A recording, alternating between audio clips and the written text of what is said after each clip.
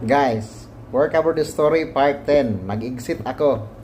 So ito na, November 2018, nag-exit ako papunta sa Pilipinas. So nang-apply na naman ako sa So nang-apply na ako ng December, guys. Papunta doon sa parang Solomon Island yata 'yon. Bumalik ako ng Manila, galing ng Mindanao, pumunta akong Manila.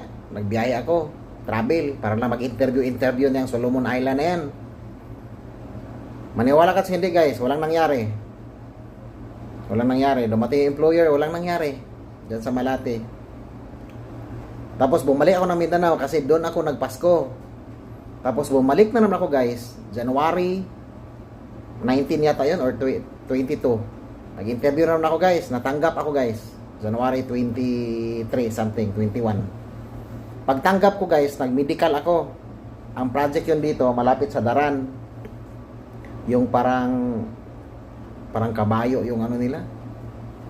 Falcon, Arabian Fall. Maintenance at the same time construction. So, napunta ako. Hindi ako nabigyan ng visa, guys. Maniwala kasi hindi. Nag-medical ako ng January 21. Nag-fit to work siya ng January 28. Confirm. Ang whole month ng October, guys, walang nangyaring visa. Ngayon, guys, may interview man.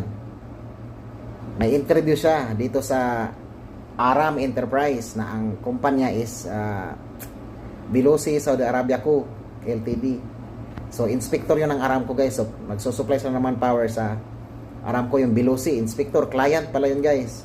So, nag-interview ako, guys. Nag-test ako, nag-interview. So, tinanggap nila ako, guys. Withdraw ko yung document ko dun sa kabila. Kasi, fit to work na ako eh. Pag-withdraw ko, guys, within that week, inayos nila yung visa sa documentation ko.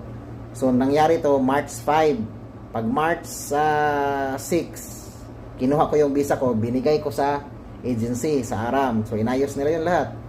Maniwala kayo sa hindi, guys. March 16, flight ko papuntang Saudi Arabia. So, 2 weeks lang. So, yun, wala yung placement, guys. So, masaya ako, umalis, walang placement. Yung target time frame ko natupad talaga. Yung mga time frame ba na dapat ganito, kasi naghabol ka sa time ba kasi gastos kaya sa Manila, guys. So yun, napunta ako dito, tapos yun, nadiskubrihan ko yung kumpanya, ganito pala yung labanan na pumirma kami ng kontrata na pag hindi kami masupply sa Aramco, 5 working days lang ang babayaran nila, which is parang 1,100 lang yung ibigay nila sa isang buwan pag hindi ka masupply dun sa mga project. So mag-interview ka pa man, so yung iba, guys, hindi talaga na-supply. Ako